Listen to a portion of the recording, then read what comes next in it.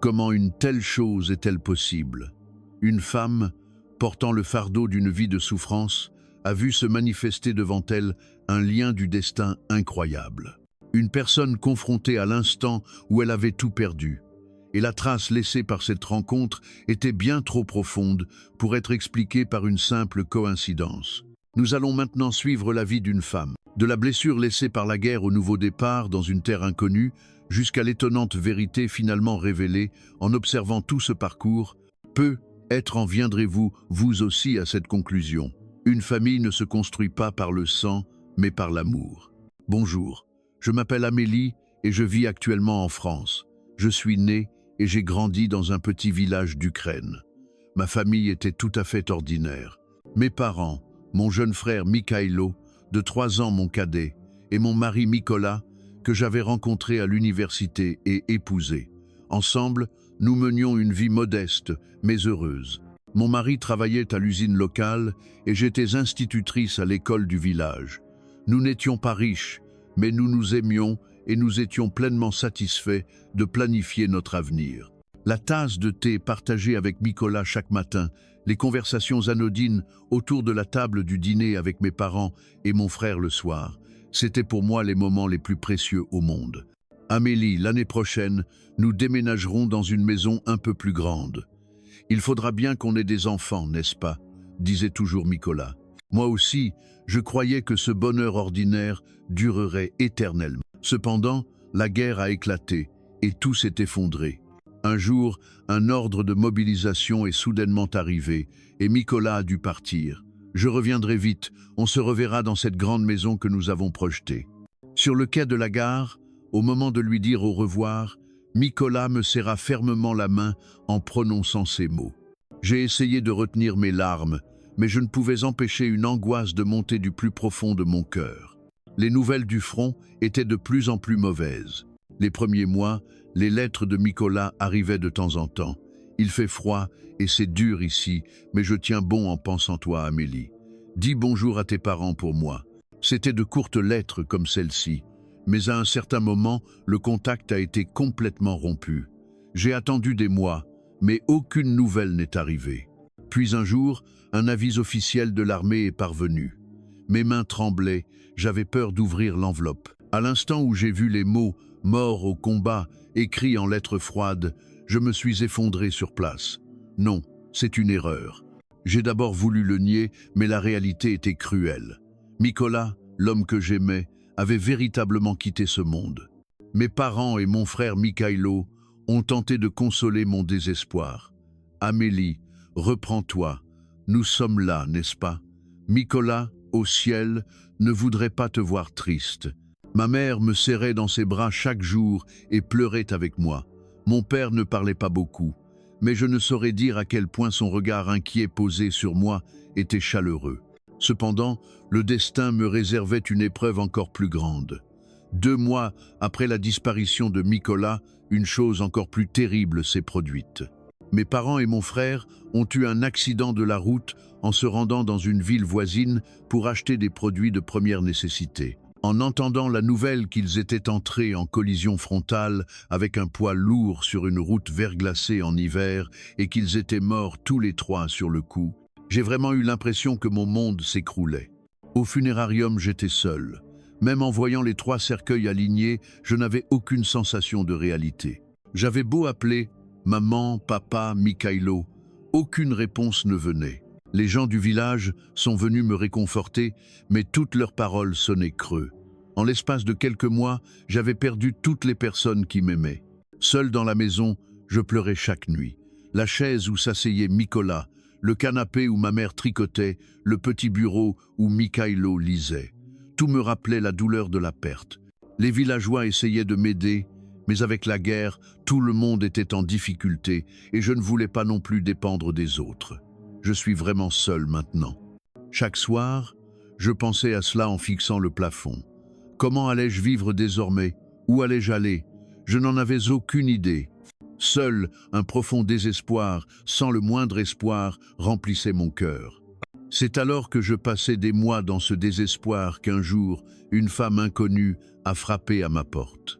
La femme, qui semblait avoir la quarantaine, s'est présentée comme une intermédiaire pour les mariages internationaux.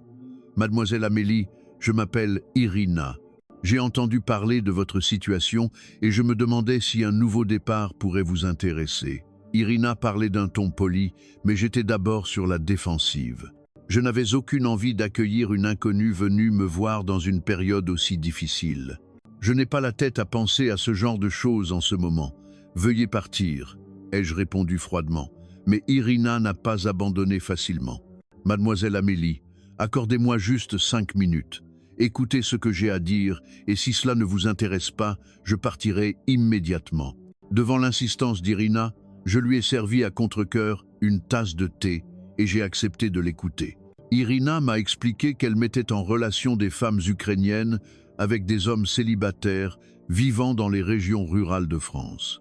La France est économiquement stable et la personne que je vous présente en particulier est un agriculteur sincère de la fin de la quarantaine. Il a une maison et un revenu stable. Plus que tout, c'est une personne honnête qui désire fonder une famille. Au début, cela me paraissait impensable. Comment pouvais-je épouser un homme d'un autre pays alors que je venais à peine de perdre mon mari? J'étais en colère. L'amour pour Mikola était encore vivant dans mon cœur. Mais Irina n'a pas lâché. Mademoiselle Amélie, je ne veux pas vous mettre la pression. Réfléchissez simplement à la réalité. Vous savez mieux que quiconque qu'il n'est pas facile de vivre seul dans ce village. En France, vous pouvez commencer une nouvelle vie, dans un environnement stable. Quelques jours plus tard, Irina est revenue. Cette fois, elle avait apporté une photo de l'homme français et quelques informations simples. L'homme sur la photo s'appelait Jean-Pierre Dubois et il était agriculteur dans une petite commune du Perche, en Normandie. Il avait 48 ans, soit 15 ans de plus que moi, mais son visage sur la photo paraissait bienveillant. Il a perdu ses parents très tôt et a vécu seul depuis. C'est pourquoi il aspire fortement à avoir une famille. Si une personne comme vous, mademoiselle Amélie, le rencontrait, il prendrait vraiment soin de vous, expliqua Irina avec ferveur. J'hésitais encore. La langue est différente, la culture est complètement différente, comment pourrais-je y vivre?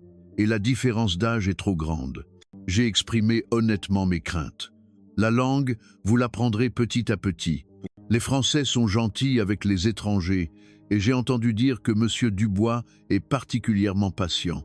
Il y a une différence d'âge, mais c'est justement pour cela qu'il prendra encore plus soin de vous, Amélie. Irina s'efforçait d'apaiser mes inquiétudes une par une, mais ce qui a vraiment fait vaciller mon cœur, ce fut une autre parole. Amélie, si vous avez un enfant un jour, pensez aussi à l'avenir que vous pourrez lui offrir. Dans ce village, les opportunités d'éducation sont limitées et ce sera difficile économiquement. Mais en France, votre enfant pourra grandir dans un meilleur environnement. Je n'avais pas encore de projet concret d'enfant, mais les mots d'Irina ont résonné en moi.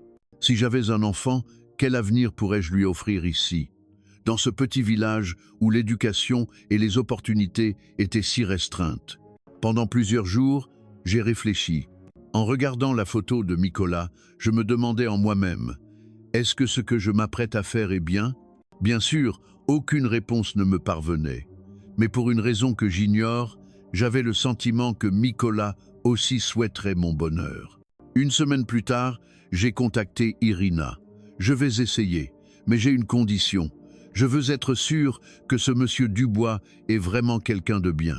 Irina, ravie, a promis de m'aider pour toutes les démarches. Pendant que je préparais les documents, prenais des photos et rédigeais une brève présentation, mon cœur était partagé. L'excitation et la peur m'envahissaient en même temps. Quel genre de personne était ce Jean-Pierre? À quoi ressemblait ce pays, la France? Pourrais-je vraiment y prendre un nouveau départ? Gravant dans mon esprit le visage de mon futur mari, que je ne connaissais que par une photo, j'ai commencé à me préparer à partir pour une terre totalement inconnue. J'étais anxieuse et effrayée, mais je pensais que c'était le seul espoir qui me restait. Je n'oublierai jamais l'instant de mon arrivée à l'aéroport de Paris-Charles de Gaulle. En descendant de l'avion et en passant le contrôle des passeports, mon cœur battait si fort que je pouvais à peine respirer. Dans mes mains, Je serrai fermement la photo de Monsieur Dubois et un petit guide de conversation en français. En sortant dans le hall d'arrivée, j'ai immédiatement commencé à chercher Monsieur Dubois. Mon cœur battait la chamade à l'idée de rencontrer en personne ce visage que je n'avais vu qu'en photo. Cependant, lorsque j'ai repéré un homme tenant une pancarte avec mon nom, j'ai été un instant déconcerté. C'était bien l'homme de la photo, mais il paraissait beaucoup plus âgé en réalité. « Mademoiselle Amélie ?» m'a-t-il demandé dans un anglais maladroit. J'ai hoché la tête, tout aussi gauchement. « Oui, je suis Amélie, Monsieur Dubois. » Après avoir échangé des salutations maladroites, nous avons quitté l'aéroport. Dans la voiture, Jean-Pierre n'a presque pas ouvert la bouche. De temps en temps, il posait des questions simples comme « Ça va ? Pas trop fatigué ?» Mais c'était tout. Moi non plus, ne parlant presque pas français, la conversation ne pouvait pas continuer. Le paysage français que je voyais par la fenêtre était certes nouveau, mais en même temps exotique et étranger.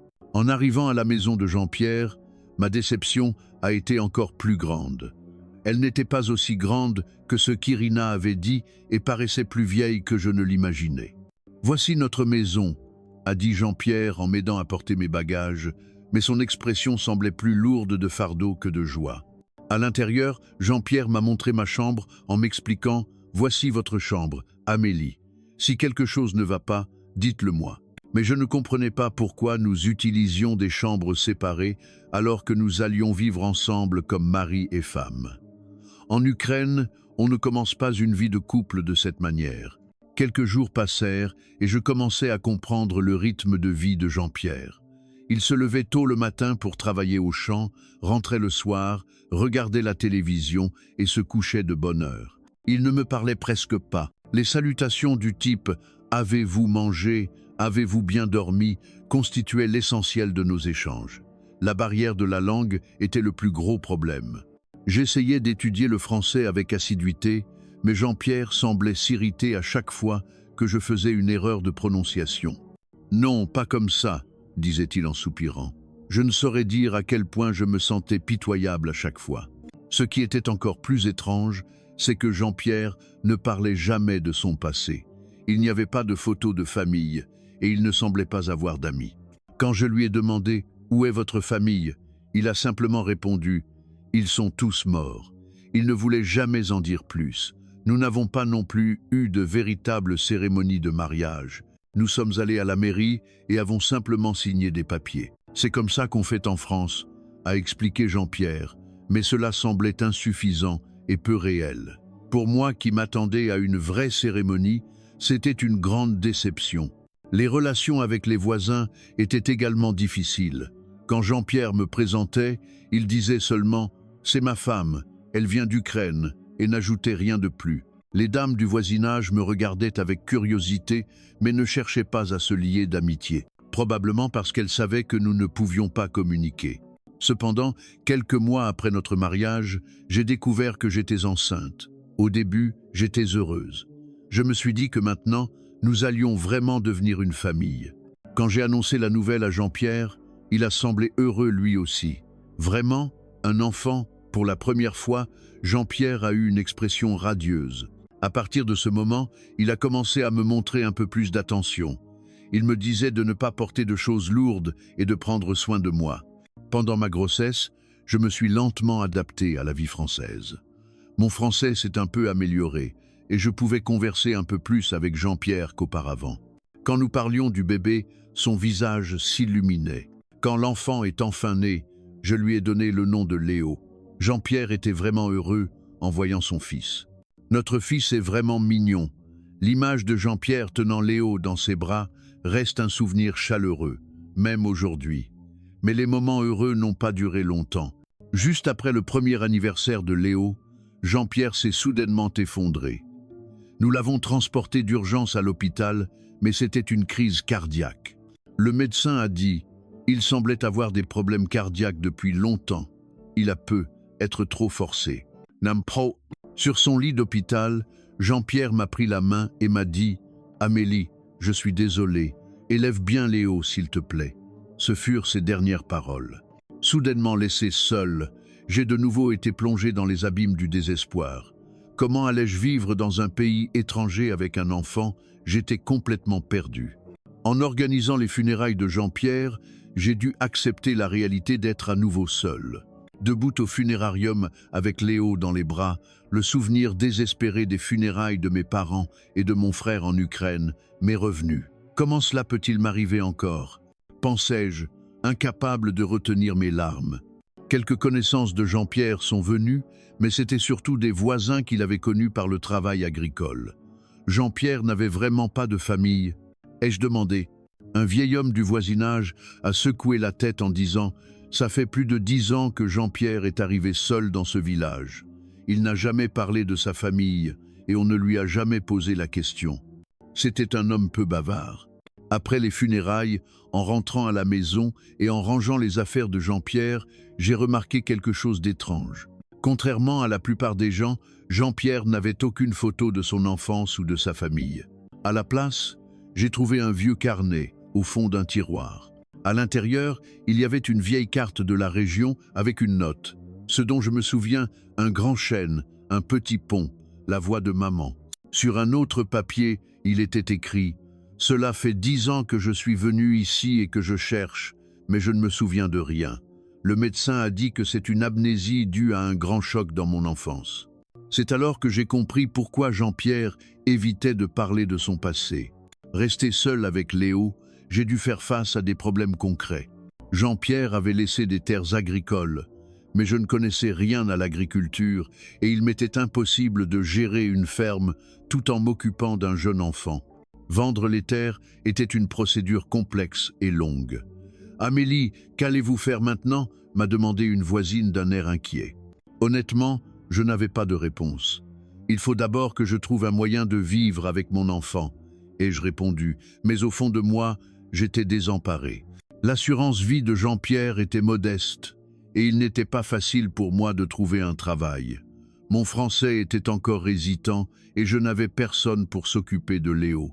Je suis allé à la mairie pour demander de l'aide, mais je n'ai trouvé que des documents complexes et des procédures administratives. « Maman, j'ai faim !» Chaque fois que Léo pleurait en tirant sur ma jupe, mon cœur se brisait. Je devais au moins pouvoir nourrir cet enfant correctement, mais le solde de mon compte en banque diminuait de jour en jour. Chaque soir, après que Léo se soit endormi, je pleurais seul. Comment élever un enfant dans une telle situation? Un jour, Léo a eu une forte fièvre et je l'ai emmené à l'hôpital. Après avoir payé les frais médicaux, il ne me restait presque plus rien. Quand l'infirmière m'a demandé « Où est votre mari ?»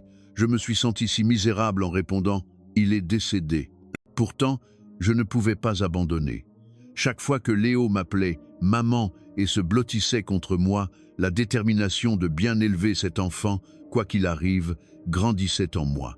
Je ne pouvais pas me laisser abattre par le désespoir, comme lorsque j'avais perdu toute ma famille en Ukraine. Je me suis souvenu qu'il y avait un petit bistrot de village où Jean-Pierre s'arrêtait parfois, et j'ai pris mon courage à 2 mains pour m'y rendre. Je me suis dit que je pourrais y trouver du travail. C'était un petit établissement, mais il était propre et l'ambiance y était chaleureuse. « Excusez-moi, est-ce que vous cherchez quelqu'un pour travailler ?» ai-je demandé dans un français maladroit. Une femme d'une 60aine d'années est sortie de l'arrière-cuisine. La patronne m'a regardé de haut en bas et a demandé « Vous avez un enfant? Où est-il ?»« Oui, il dort à la maison. Mon mari est décédé et j'élève mon enfant seul. Je cherche du travail. » J'ai expliqué honnêtement ma situation. La dame a réfléchi un instant puis a dit « Alors, revenez demain matin avec votre enfant et nous en discuterons. » Cette nuit-là, pour la première fois depuis longtemps, j'ai dormi avec un peu d'espoir. Bien sûr, ma situation difficile n'avait pas changé, mais au moins, la possibilité d'un nouveau départ se dessinait. En regardant le visage endormi de Léo, je me suis juré intérieurement. Même si ton père n'est plus là, tu ne seras pas malheureux. Maman te rendra heureux, c'est promis. 2 ans après mon arrivée en France, je me retrouvais à nouveau seul, mais cette fois, j'étais décidé à ne pas baisser les bras. J'avais une raison précieuse pour cela, Léo. Le lendemain matin, de bonne heure, je suis retourné au petit bistrot en tenant la main de Léo.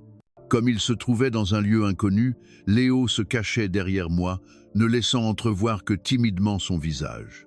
La patronne avait déjà ouvert la porte du bistrot et était en train de préparer. « Ah, c'est donc lui, le petit Léo. Quel joli minois il a !» dit-elle en souriant chaleureusement en voyant Léo. Mais Léo se cacha encore plus derrière moi. « Léo, il faut dire bonjour. »« Dis bonjour, madame, » lui dis-je. Léo murmura un petit « bonjour ». « Asseyez-vous, avez-vous déjeuné ?» La patronne nous fit asseoir et nous apporta une soupe de légumes chaude et du pain. « Merci beaucoup, mais nous ne sommes pas venus pour. » Manger est important aussi. Il faut d'abord remplir son estomac. La patronne coupa ma phrase et posa aussi une petite tartine devant Léo. À la première cuillerée de soupe de la patronne, j'ai senti les larmes me monter aux yeux. Le goût était complètement différent du bortsch que ma mère me préparait en Ukraine. Mais dans cette soupe chaude préparée avec soin par quelqu'un, je pouvais sentir l'amour d'une mère. Je ne saurais dire à quel point j'étais reconnaissante de recevoir une telle chaleur dans un pays étranger. « C'est bon ?» me demanda la patronne. J'ai hoché la tête en répondant « Oui, c'est vraiment délicieux ». Léo aussi mangea avec appétit la tartine que la patronne lui avait donnée. « Mamie, c'est bon », dit Léo, ce qui rendit la patronne vraiment heureuse. « Vraiment ? Mamie t'en préparera d'autres. Mange bien pour bien grandir. » La patronne caressa la tête de Léo. Après le repas, la patronne a commencé à parler sérieusement. « Amélie, le travail dans un bistrot n'est pas facile, tu sais. Il faut travailler de tôt le matin à tard le soir, et il y a beaucoup de tâches difficiles. Mais avec un enfant, comment comptes-tu faire ?» Son inquiétude était légitime. « Madame, je travaillerai très dur. Je devrais faire garder Léo quelque part pendant que je travaille, mais j'ai absolument besoin de ce travail. » Et je dis avec ferveur. Alors, la patronne a dit quelque chose d'inattendu. « Le faire garder quelque part ? Il y a une petite pièce à l'arrière du bistrot. Léo pourra y jouer et faire la sieste. Je pourrai le surveiller quand il n'y aura pas de clients. » J'ai été stupéfaite par la proposition de la patronne. « Êtes-vous vraiment sûr ? Ce serait si gentil de votre part. Mais Léo pourrait pleurer ou faire des bêtises, » dis-je, inquiète. La patronne a ri et a répondu « Élever un enfant, ce n'est pas si terrible. J'ai bien élevé un fils autrefois. » À ce moment-là, j'ai vu son regard s'assombrir un peu.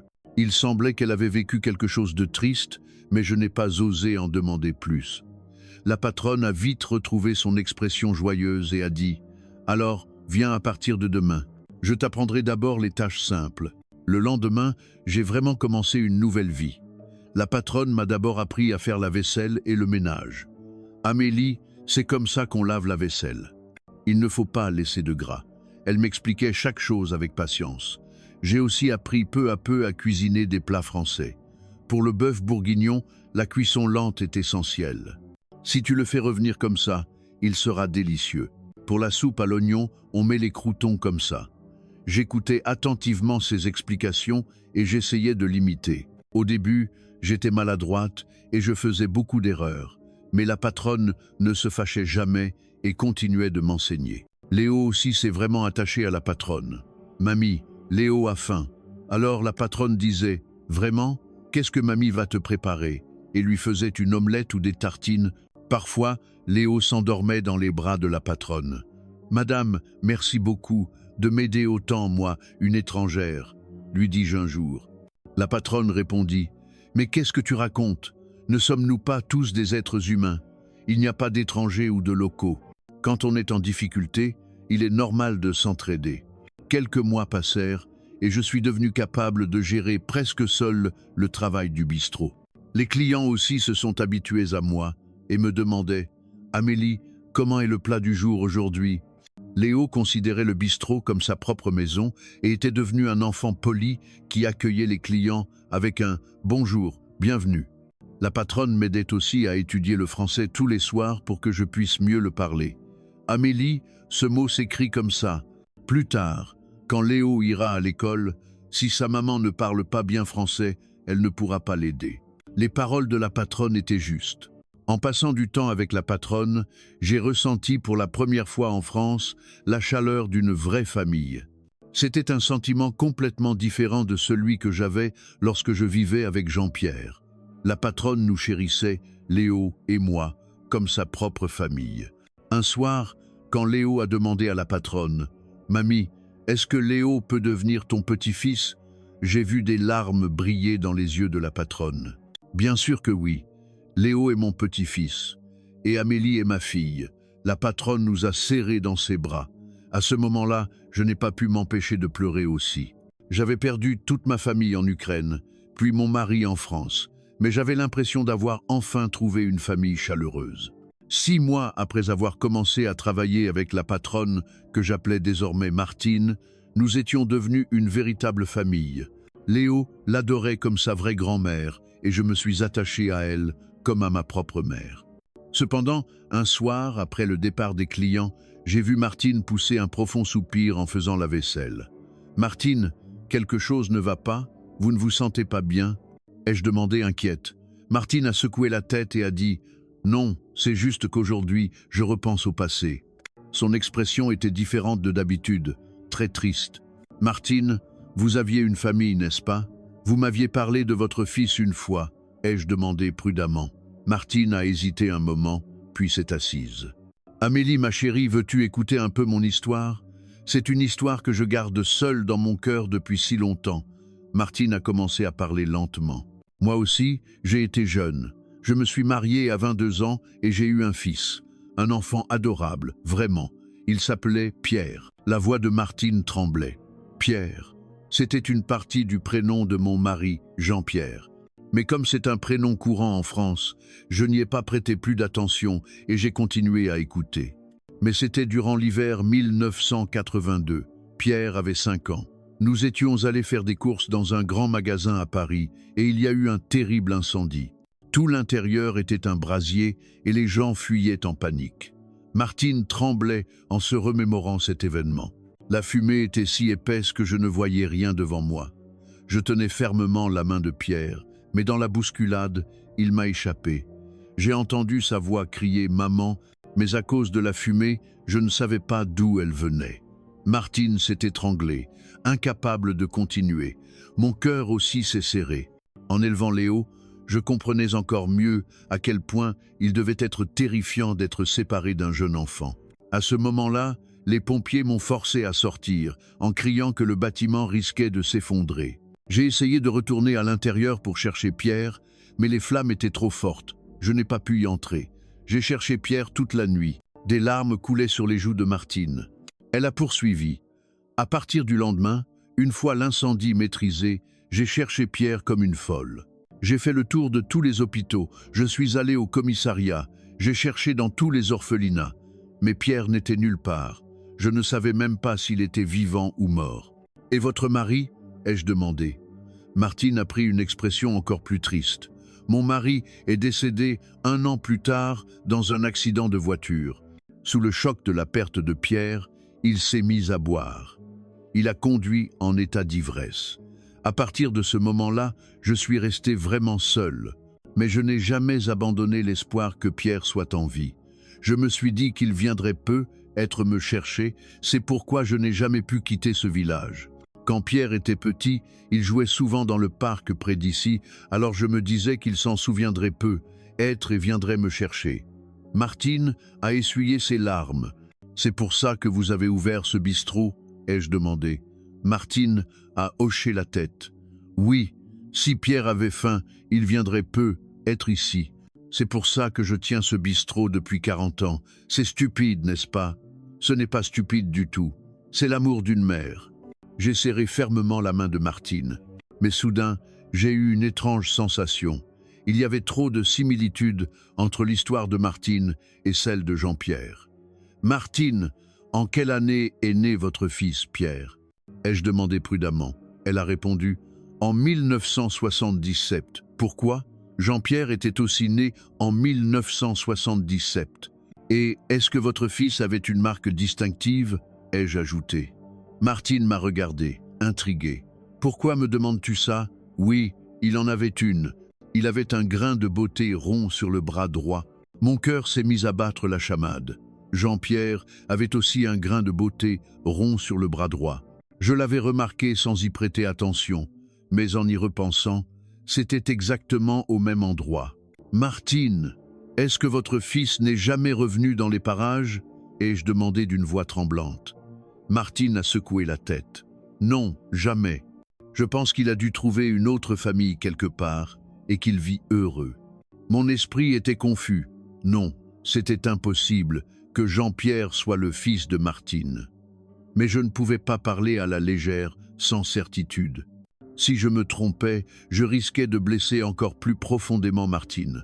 Martine, mon mari, Jean-Pierre, m'avait dit qu'il avait été séparé de ses parents dans un grand incendie quand il était petit.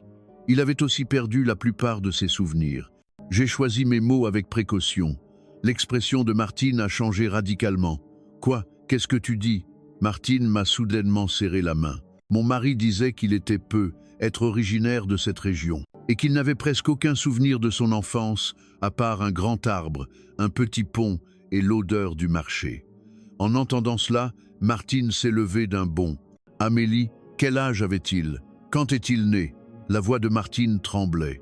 Il était né en 1977 et il avait un grain de beauté rond sur le bras droit. Il mesurait environ 1,70 m.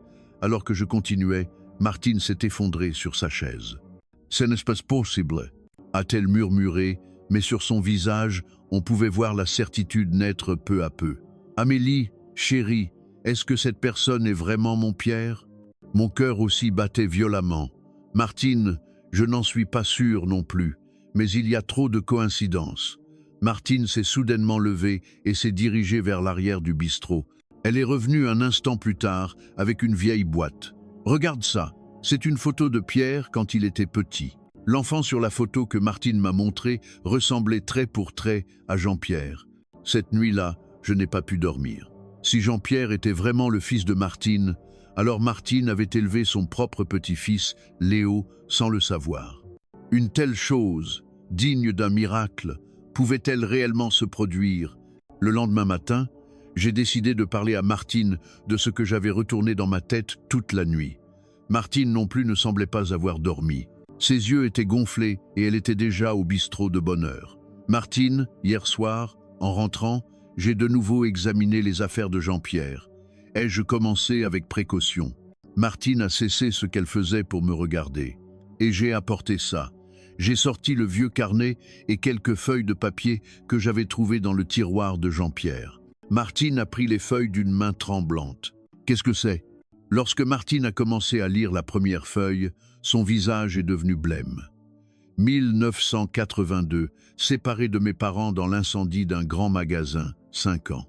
Seul souvenir, avoir entendu la voix de ma mère dans la fumée et les flammes. En lisant, la voix de Martine devenait de plus en plus tremblante. « Martine, regardez ça aussi. » Je lui ai tendu une autre note. Ce dont je me souviens, la soupe chaude que préparait ma mère. La main de ma mère était si chaude. Le souvenir de marcher avec ma mère au marché. La berceuse que ma mère me chantait. En lisant ces phrases, Martine a commencé à pleurer. « Ça, c'est mon Pierre qui a écrit ça. » Martine avait une expression d'incrédulité. J'ai hoché la tête en disant « Oui, c'était dans le tiroir de Jean-Pierre. Et il y a aussi ça. » J'ai montré la dernière note. « Cela fait 10 ans que je vis dans ce village, mais je ne sais pas pourquoi cet endroit me semble si familier. Surtout quand je passe près du marché, mon cœur se serre. Je veux retrouver ma mère, mais je ne me souviens même pas de son visage.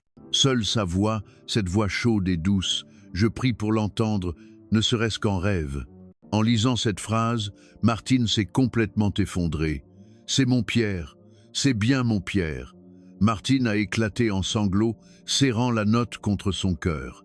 Il a vécu 10 ans dans ce village, et nous ne nous sommes jamais rencontrés. Pourquoi ne nous sommes-nous pas rencontrés plus tôt? Moi aussi, les larmes me sont montées.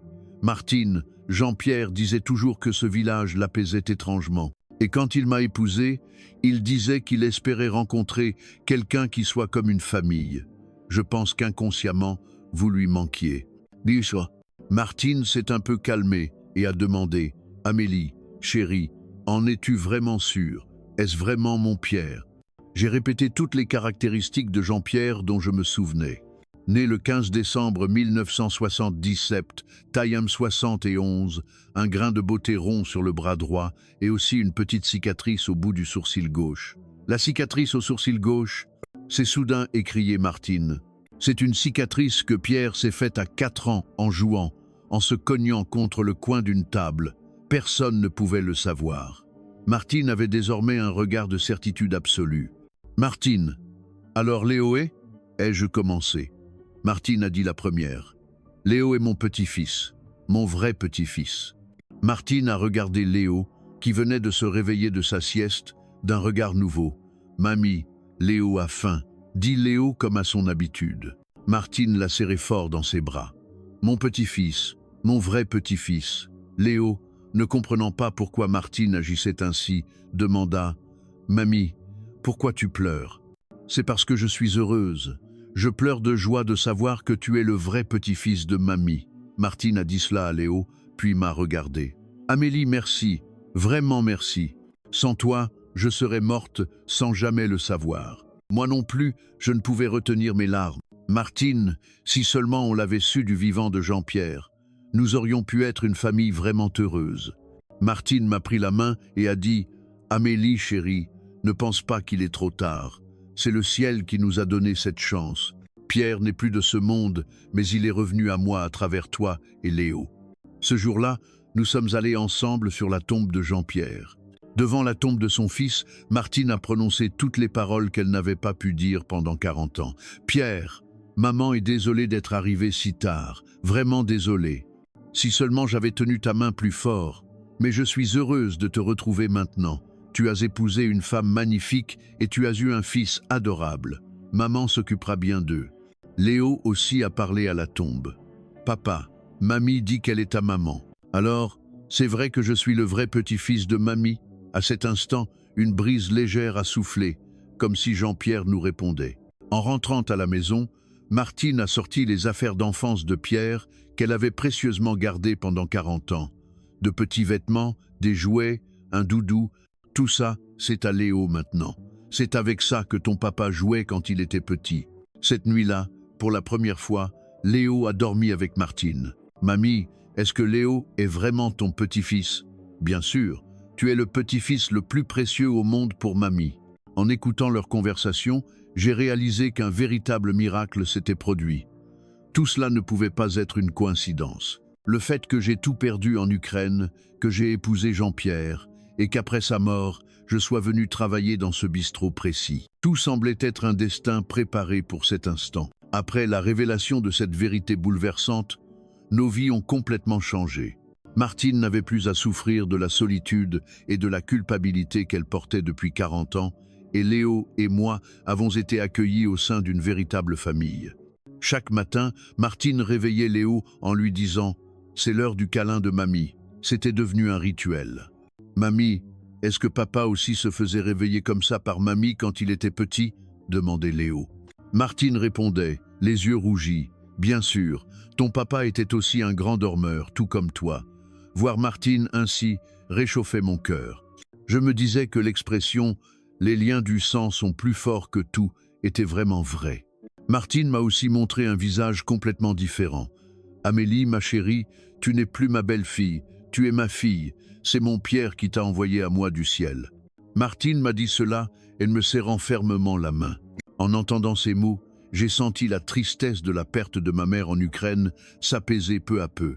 Martine a aussi réfléchi sérieusement à mon avenir. « Amélie, tu es encore jeune.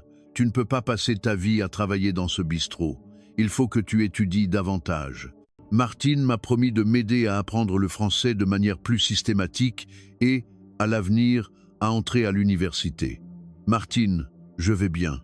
Élever Léo me suffit. » ai-je dit, mais Martine a secoué la tête. « Non.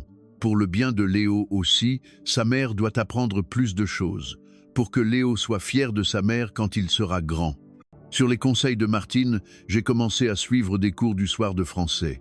Pendant ce temps, Léo passait du temps avec Martine, et leur lien s'est encore renforcé. Mamie, comme maman est partie étudier, Léo va aider mamie. Léo, avec des airs de grand garçon, aidait Martine dans son travail. Quelques mois passèrent, et mes compétences en français se sont considérablement améliorées. J'ai aussi commencé à mieux comprendre la culture française. Notre Amélie est devenue une vraie Française maintenant. Lorsque Martine me faisait ce compliment, j'étais vraiment fier. Martine portait aussi un grand intérêt à l'éducation de Léo. Léo, tout ce que ton grand-père n'a pas pu avoir, mamie te le donnera.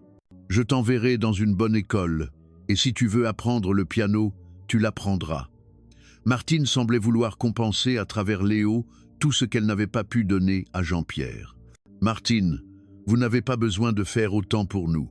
Nous sommes un fardeau pour vous, disais-je. » Martine répondait, « Mais qu'est-ce que tu racontes?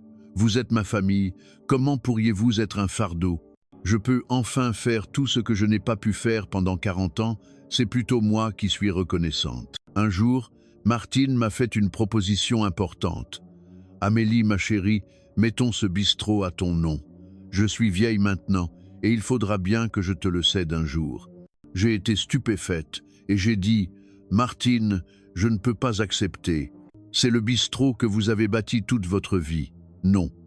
C'est maintenant le bistrot de notre famille. Et plus tard, quand Léo sera grand, il pourra le reprendre. » Martine semblait avoir pris sa décision. « Ce que mon Pierre n'a pas pu faire, toi et Léo, vous le ferez à sa place. » C'est ainsi que j'ai commencé à gérer le bistrot avec Martine. Martine s'occupait toujours de la cuisine, et je m'occupais de la salle et de la gestion. Léo était devenu notre petit patron, accueillant les clients avec un « bienvenue au bistrot de ma mamie ». Les clients aussi, après avoir appris notre histoire, nous traitaient avec encore plus de chaleur. C'est incroyable qu'une telle chose puisse arriver.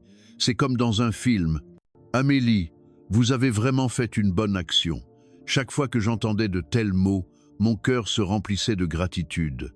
Une année de plus a passé et j'ai obtenu le niveau supérieur à l'examen de compétences en français. Martine, en voyant mon diplôme, a dit les larmes aux yeux, « Je suis si fière de ma belle-fille, non, de ma fille. » C'est alors que j'ai dit que je voulais me préparer à entrer à l'université. « Martine, si je peux aller à l'université, je voudrais étudier dans le domaine du social. Je veux aider les gens qui, comme moi, viennent de l'étranger et rencontrent des difficultés. » En entendant mes paroles, Martine m'a encouragé. « C'est une idée merveilleuse.